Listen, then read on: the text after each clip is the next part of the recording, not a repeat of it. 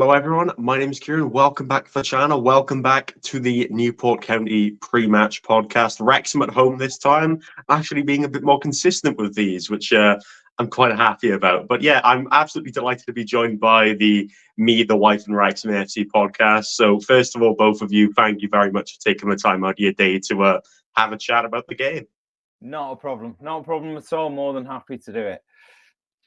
Absolutely fantastic. So the first question I've kind of got, in preparation for this game is more of a season overview. Of course, you came up from the National League, winning the league in a quite tremendous fashion, if I say so myself. And of course, this season it's going, I'd imagine, very well for you, given the fact you're second in the league and potentially looking for back-to-back promotions. Yeah, I mean, it wasn't... You're very much in the fan base. You're very much split, I'd say. When we first came up, there was a lot of people who were sort of like, "Yeah, back-to-back promotions. With that definitely, we're definitely going for that." I was one of them. Yeah, you were one of them. I was a little bit more cautious. I was more than happy with, we've done one. Let's take the time. We're all right if we, we're in League Two for a season. That's fine, but it's quite hard not to get carried away with we end up sort of like fourth, and then you're third, and then you end up second. It is quite hard to get carried away a little bit. And you're coming to the end of January and you're starting to sort of think, well, if we can just, we're not greedy, don't have to be champions. That's fine. We'll take second or third. That's fine with us. Yeah. Be more than happy with that. But I think you'd be hard pushed not to find a Wrexham fan now who's starting to think, oh, we could definitely do it. We could definitely go back to back. I mean, I'd entirely agree. I didn't really, as a Newport fan, of course, I'm going to have the kind of thought process if you don't want another team from Wales doing that kind of well in the division. But, simply put, I did expect you to be up there and that kind of fits. And I suppose being a league that has 4 promotion spots now instead of 2 is a lot more, takes a lot more pressure off of you to kind of win the league and to do all this other stuff. So I suppose it goes in your favor, really. But you mentioned, of course, that it's, we're 20 days into January when this game comes about. And in terms of the business you've not made any, if I'm not mistaken. You've made a few kind of loan departures out of the club to potentially is it to make room for players? Or of course Billy Waters was one of the players that went off to Doncaster on loan.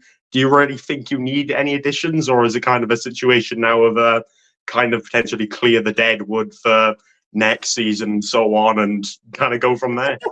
I think that might be a little bit harsh, but well, you say it's harsh, but we're on our podcast on Monday. Sian pretty much described Billy Waters as dead wood. She sort of said that he's not one that's going to be coming back, and you're probably right. But I think in regards to the likes of Owen Cushion, Dan Davis, I think they've purely been sent out on loan to give them more game time because they're young players. Yeah. They're not getting the game time with the first team at the minute. But having said that, neither's Billy either, because Billy wasn't in the squad. He wasn't in the 23-man squad. So as for sort of making room, not particularly, because he wasn't in the squad anyway. Do we need more players? I think as any football fan, they will always want more players. They will always see something week in, week out that they go, be nice to, even if it's just back up in a position, it'd be nice to go, well, what happens if, he went down or he went down? Who have we got to sort of bring in? And, I'm not sure. I'm really not sure. I think we've got a very settled first 11 that everyone is pretty happy with. We've got a couple of injuries that we've got people to come back who were previously considered as as part of that settled first 11. So I don't know. I mean, we've been linked. We could just get linked with everyone. That's the problem, because when Rob and Ryan came in, it's no secret that we've generated a lot of income through sponsorship and through the documentary, and our turnover's quite high. We're selling kits and shirts, kits all around the world. We've got high turnover plus the money Rob and Ryan have put in. So we just get linked with everyone, to be honest. And we had this conversation a few weeks ago. Sean was saying how we've got, we don't need anyone else. We've got a pretty settled squad.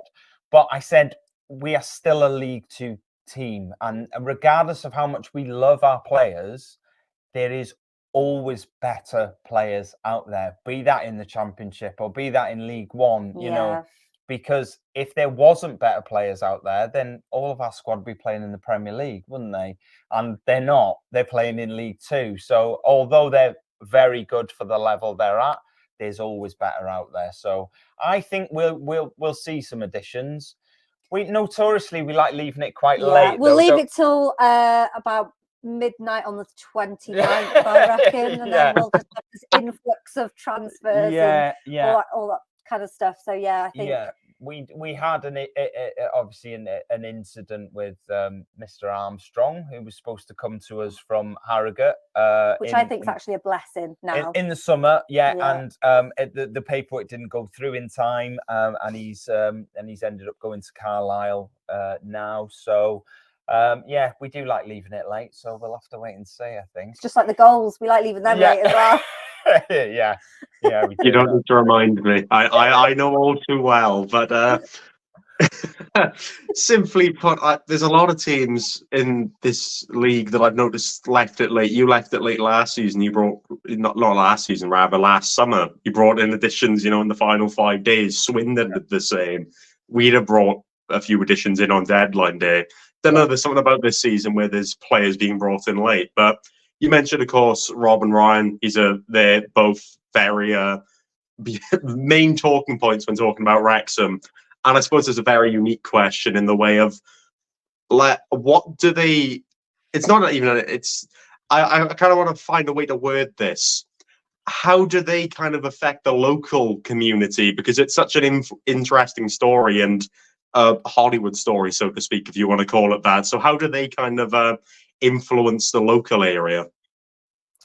Well, I think they've had a massive impact on the area, to be honest. I mean, Wrexham's, years and years ago, Wrexham was quite a busy market town. We had, loads of people coming into to the markets and things, but then that kind of died down a bit, and Wrexham sort of become a bit of probably in the news for the wrong reasons. So having Rob and Ryan obviously take over the football club, which in essence is the heart of the community, isn't it, really? And that was with all the stuff that went on with previous owners and things like that, that was almost ripped out of the community, or the heart of the community, shall I say. And now with Rob and Ryan, it's brought that excitement and just what Wrexham needs, I think, to I'd say so. It's like Sean said, the town struggled for years. When we were younger, which I don't want to say it was long ago, but it was a while ago. It was 2 years ago. It was a very busy town. And we've been that generation who've just seen the decline of it, really. You get the odd new thing now and again, and everyone gets really excited, and then it's like, but there's never really been much going on in Wrexham, very much. And for one reason or another, we've had fans who've drifted away from the club over the years, and I totally understand it. At the end, I saw a post from somebody the other day, another Wrexham fan, who on this day 9 years ago, we lost 4-0 at home to Telford, and in the National League. And so you can understand why fans didn't want to work all week and use that money to go and watch the club lose against, without being disrespectful, very small sort of towns. And we lost to some people who are quite far down the divisions now, and you cannot sort of understand. You know, me and my dad used to go to games, and you used to buy. I never had a season ticket ever. You didn't need one in them days. Never did you? needed No. one, you know. And we'd buy a ticket, we'd go to a game, you'd sit where you want because there was loads of empty seats, and you know. And then it was only when Rob and Ryan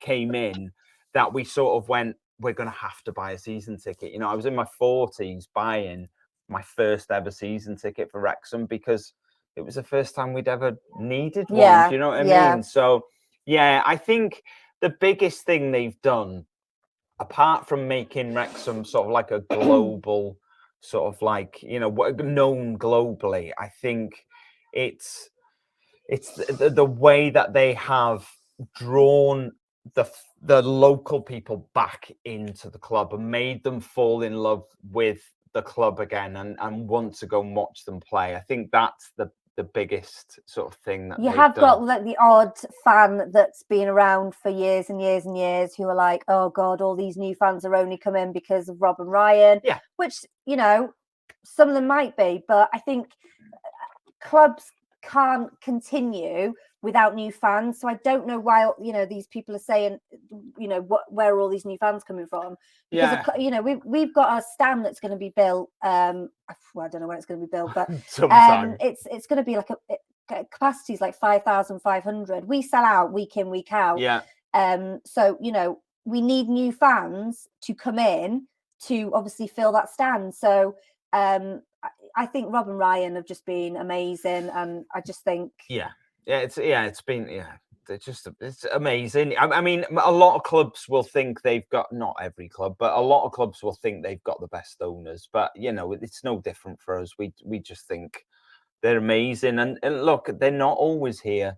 You know, they don't come to every game, but it's sort of the presence that they have online, which is connected to Wrexham, makes you feel like they're here all the time anyway. And the stuff they do in the community and the stuff that they do that people don't always get to hear about, that it doesn't happen that much because the media picks up on everything that they do. But, you know, it's like, you know, donating to small businesses to sort of help them get back on their feet after, you know, it's just the little things that they do that people don't always hear. They're not just about the club, they're about the community that, you know, obviously surrounds the club. And I just think that's really important to get the community engaged again. So like you just said, everyone thinks they've got the best owners, but not everyone. No. Maybe if you ask Reading fans, I don't think they would think they've got the best owners. All right, okay. Some fans think they've got the best owners.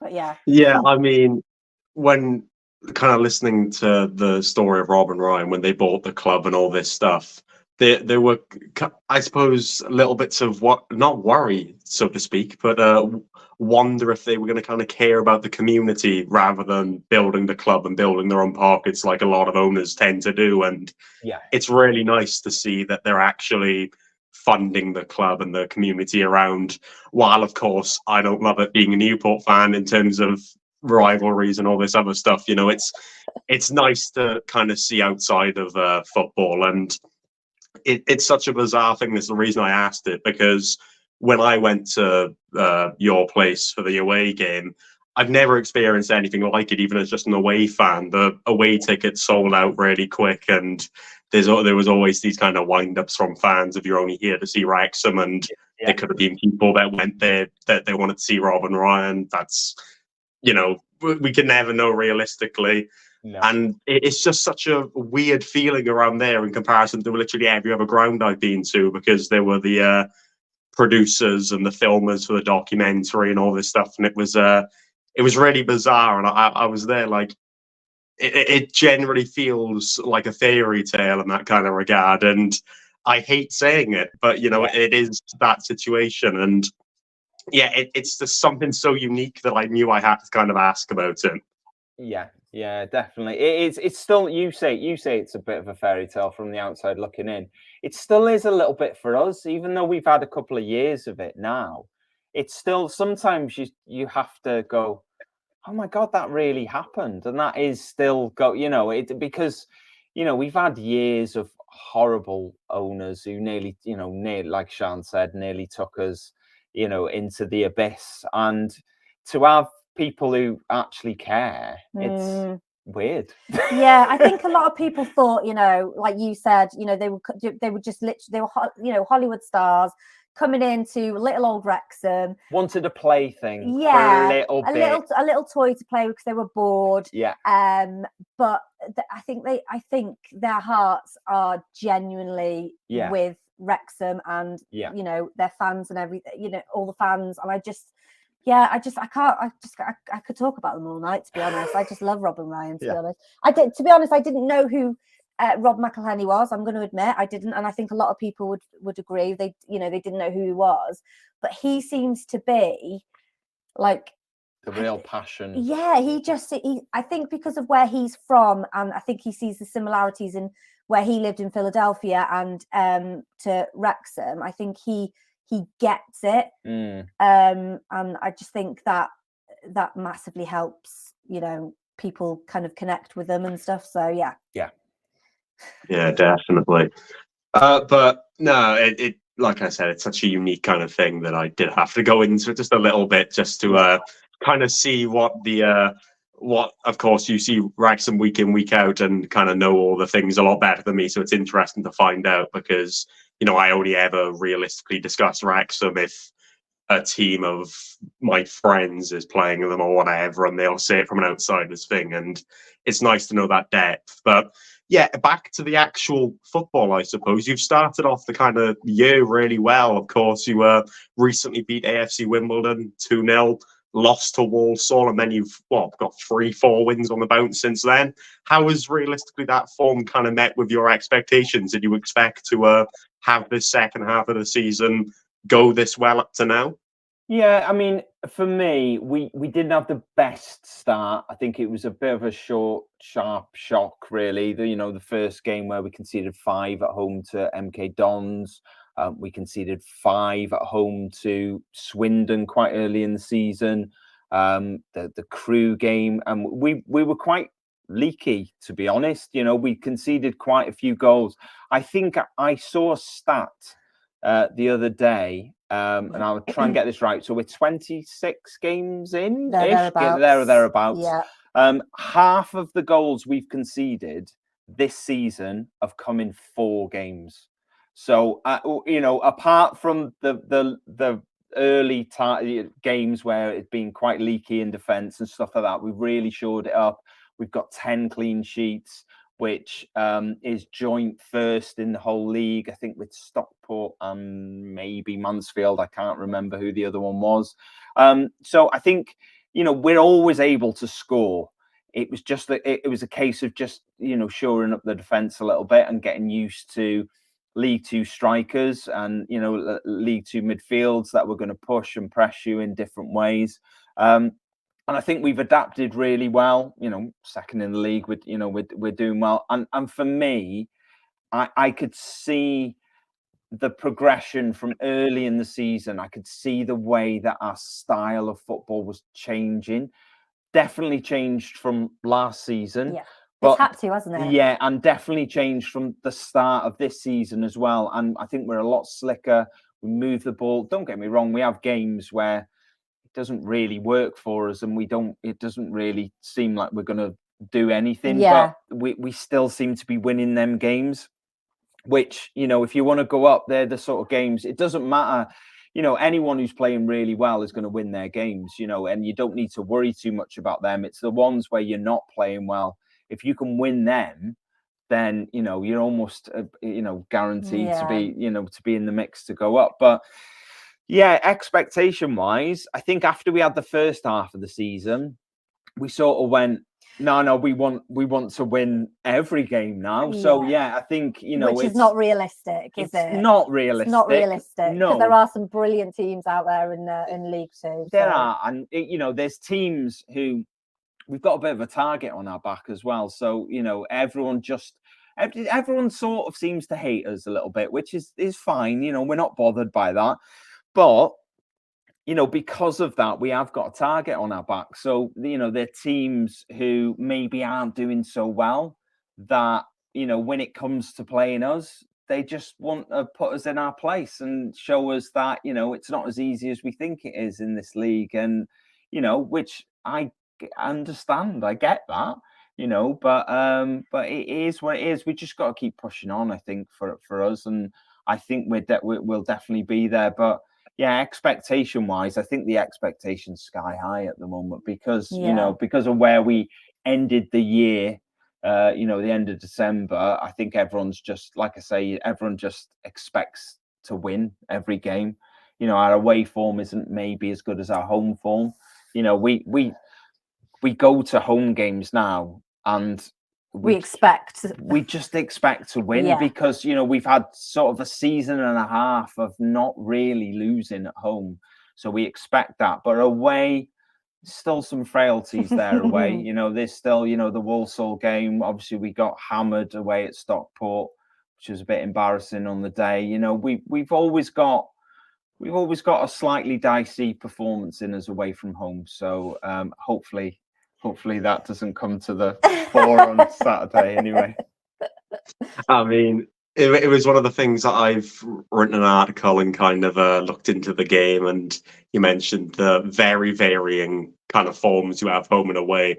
I went up to your place and the second from kickoff, even though we played the first half, I think very more so up to speed than potentially a lot of people would have expected. I never really felt we were going to win that game just out of the kind of atmosphere there. But away, like you said, you have a poor performance in you, and at home, I suppose we've got a very good performance in us every now and again. We've beaten Stockport so far this season in terms of massive games in that regard. Anyway, they were on the 13 or 12 game win run, and we were the team to end up beating it. So it's given me personally a little bit more confidence. But that 2-0 game that I hate to mention because it wasn't the most fantastic watch, but in terms of that game, did you feel kind of the same comfort that you had in, many other League Two games at home you've had this season so far? No, not really. No, I thought you definitely, it was one of them games that you felt we got to half time. We hadn't really created very much. We'd sort of, I think when it comes to games like this, we'd held quite, as fans, we'd held sort of revenge quite close to us since 2013. It had been, we wanted to get back at Newport and to win the game. I was really, I was more elevated than normal. You were mental. Yeah, I was a little bit because I think it's a demon that we hadn't. Apart from the sort of we played in the FA Cup. I don't really consider that. I wanted a league game that, I wanted, to get a little bit of revenge, I think. And once that was done and we beat you, I could put that to bed in my, in my head, and that was done and we move on. But no, I didn't feel as comfortable, to be honest. And I think the whole Welsh derby thing, it creates something different as well, because we played Wimbledon recently. First half, shocking. I wouldn't say we were shocking, but we didn't really do anything. No. To be honest, we didn't really create any chances.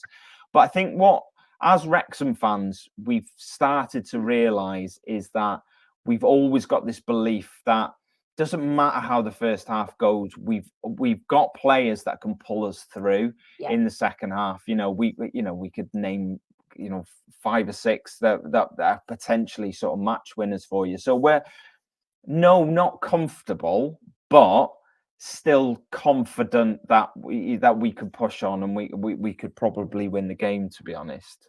Would you agree with that? Yeah, I do agree, but I don't like agreeing with me though, do you? I don't know. I just think it was such a big, there was all this hype around the Newport Wrexham game. And I think that kind of put a bit of pressure on possibly the team, and that's why we were a bit slow to get started. And it'll be the same on Saturday when we play you, obviously your place. I think derbies don't really have what they used to have, do they? In the sense of because the police won't allow it. No, I don't mean it like that. I mean, like 30 years ago, if you had like a Merseyside derby 30 years ago, you'd guaranteed to have Liverpudlians, in them two teams sort of dotted about.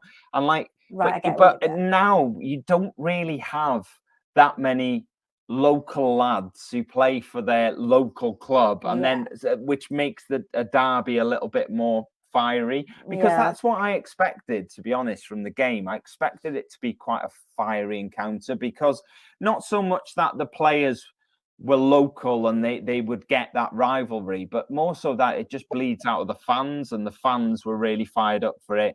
And you were, especially. I was, yeah. And then, but I think one of your guys got booked after 8 minutes. And I went, there we go. Right, we're gonna start. And I think it was the only booking in the whole game.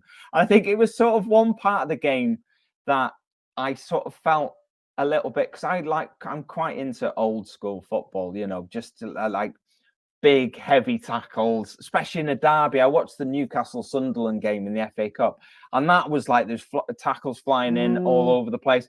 But it wasn't really like that, and it sort of surprised me a little bit. It did shock me a little bit. I thought it'd be a little bit more feisty than it was, to be honest. Yeah, definitely. Yeah. It was I agree with you, and I don't necessarily label it as a derby, because I associate derbies with being close, and we've got 150 miles or whatever it is, kind of between our places. I'll say rivalry because of just historic games, and of course, both being in Wales and all this stuff, but. Yeah, I entirely see what you mean. It didn't have the derby in the sense of potentially the players necessarily, wanting to dive in for tackles and wanting to kind of prove a point to the opposition. It was a very technical game, and I think that while I mentioned that we played the first half, I think really well, I think, like you said, you started off slow just to almost test what we were about, and the further we got into the game, the further you kind of capitalized off our mistakes, or capitalized simply off the fact that I felt you were more fit than us on the day, and that could have been because of the atmosphere your ground kind of gave, adrenaline and all this kind of stuff. But it was a very different game than what I was expecting in terms of watching it in a physical aspect. But it was very different, but I quite enjoyed it despite the result. So in terms of course, our ground now, Rodney Parade, we've now got a temporary stand. This is, I don't know if it was originally going to be built for directly the Wrexham game, but conveniently, we've got a certain Premier League club coming up the week after, to where I think that's what the stand was for. But in terms of this game, it will be up, and I think the ground will hold about 9,500. It's all sold out. So I'm expecting very much a similar atmosphere, but of course reverted around when you talk numbers and all this kind of stuff. But in terms of your squad, then I kind of watched the game, of course, and I kind of noted down a few players in terms of who I saw as star performers, and you can kind of correct me and say what players you think will be able to perform better. But ones that I saw was Paul Mullin had the kind of usual expectation that I kind of expected from him, the usual effort rather that I expected from him. Elliot Lee, I kind of rated him as a footballer before this whole Newport Wrexham thing. He did really well, and I'm not going to say I know how to pronounce your keeper's name or all this stuff, but I noticed in that first half especially that he did incredibly well. So in terms of your players that you think can cause us problems now on Saturday, who would you label those down to? Stephen Fletcher. Yeah, so Stephen Fletcher's James McLean. Stephen Fletcher's start. Obviously, Stephen Fletcher's 36. Ex-Premier League player. He's playing in the Championship. He's up to Scotland. He's come back down to us. His fitness wasn't quite there. We used to throw Stephen Fletcher on late in games for the last sort of 15, 20 minutes. To be fair to him, I think he's got the best goals per minute ratio in League Two, I think, at the moment, mainly because he hasn't really been playing that many minutes. But I think his fitness is there now. He started, hang on, let me get this right. He started starting games recently, hasn't he? He started the last 3. Yeah, he doesn't finish them though, does he? He doesn't finish them, no, but he No. does. He definitely starts. He's on his day. He's definitely still got it. Stephen Fletcher, as Sean said, James McLean down the left. He is, for his age, he is unbelievable. I mean, the engine on him. I mean, he puts so many players to shame with the engine that he's got, and he can just run all game. I think my favourite player, George Evans. Yeah. I'm not 100% sure. I don't think George Evans played against you in the first game because I think he was suspended. I'd like to say he was suspended, yeah. Yeah, he was. He was. George Evans, for me, is... I sort of call him the puppet master. He literally controls. So he's sort of like a defensive midfielder, sits in the middle, literally just controls everything. I mean, he's is so good. We got him from Millwall. I would go as far as to say George Evans could still be playing in the Championship. He is definitely a cut above, a lot of people out there. It's such a good player, and so good on the ball. Always looking to be progressive as well.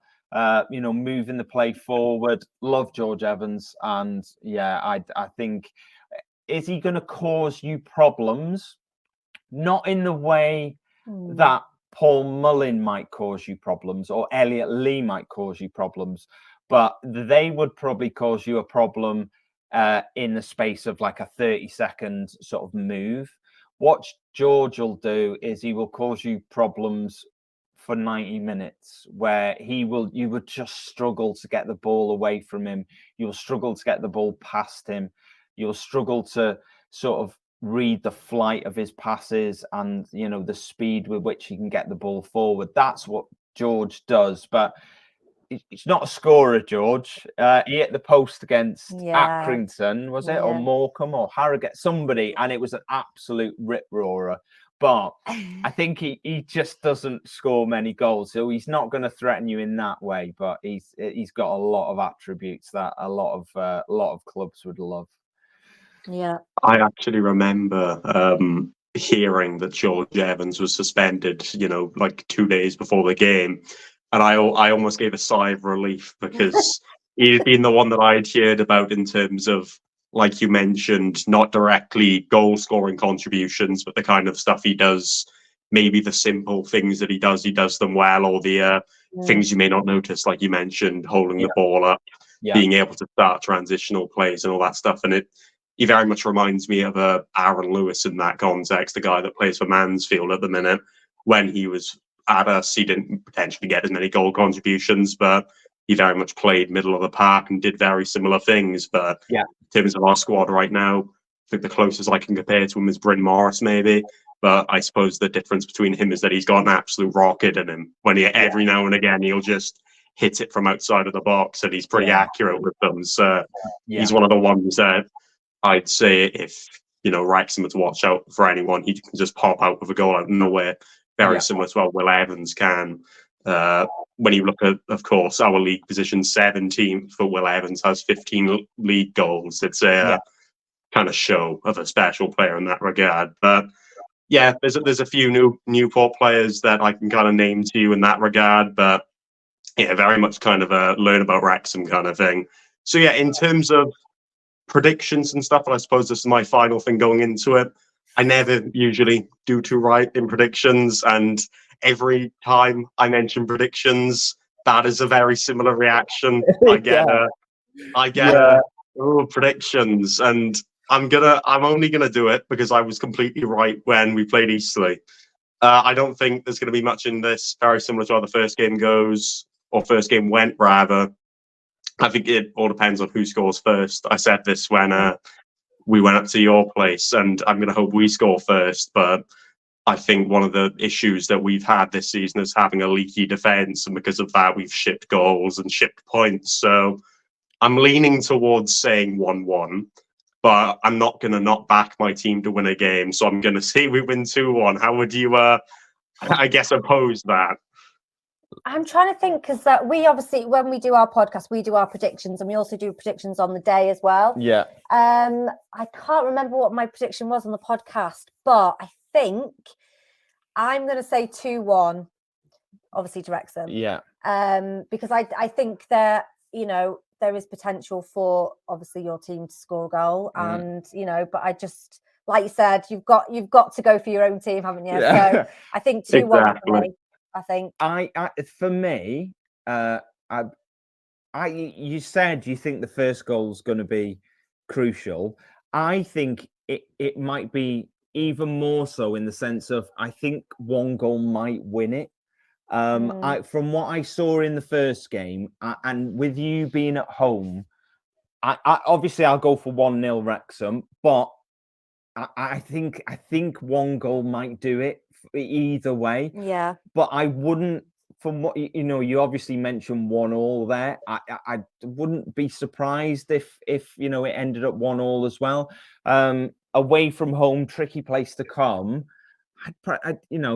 I'd love 3 points, but I'd probably take a point as well. It wouldn't be an absolute calamity to come to a Welsh rival and take a point away. We've already started the second half of the season better than we started the first half of the season, so a point wouldn't be the worst thing. But I will go for 1-0 Wrexham. I think that's what I will go with.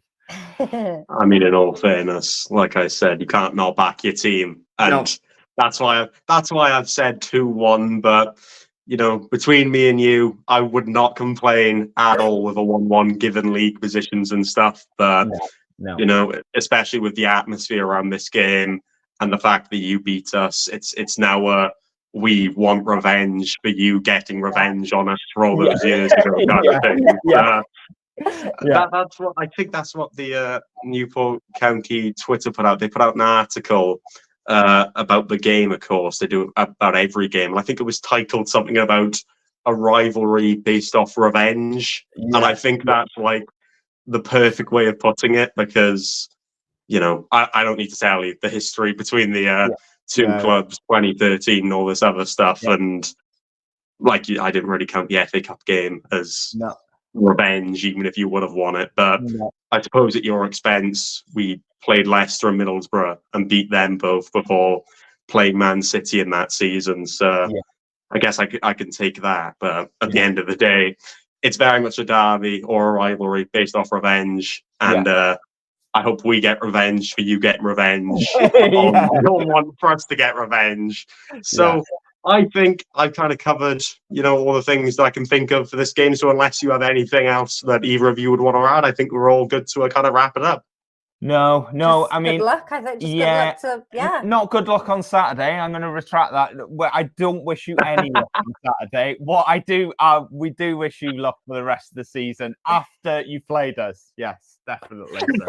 So. Every time that I talk ahead of an away day or something, or in front of a game, I say enjoy it, enjoy the experience, but don't enjoy it too much, kind of thing. So I'll also. Despite it being a rivalry, of course, you like to see clubs in Wales do well. So I'll wish you the best of luck following Saturday, but I wish you absolutely none on a Saturday from 3 o'clock until around 5. You'd get lynched if you did. I'm not going to say anything that will get me in trouble at the end of the day. So, I think that's kind of all good in terms of wrapping up. Thank you all for watching. Should you have made it through the 40 minutes or so. Really enjoyed this one. Of course, I'll leave me, the Wife, and Wrexham, their podcast and their Twitter and everything in the description. And thank you both for taking the time to chat to me about the game. Our pleasure. Our pleasure, yeah. Absolutely fantastic. So if you enjoyed this little podcasting, I think I'll actually do a vlog for this game because of the kind of atmosphere around it. Make sure to like and subscribe, comment your thoughts ahead of the game. It's always interesting to read them, support the channel in whatever way you see fit using the links in the description. And I hope you all enjoy the rest of your morning, afternoon, or evening whenever you're watching this. And let's hope that I'm coming back on here after getting revenge for Wrexham getting revenge. Take care.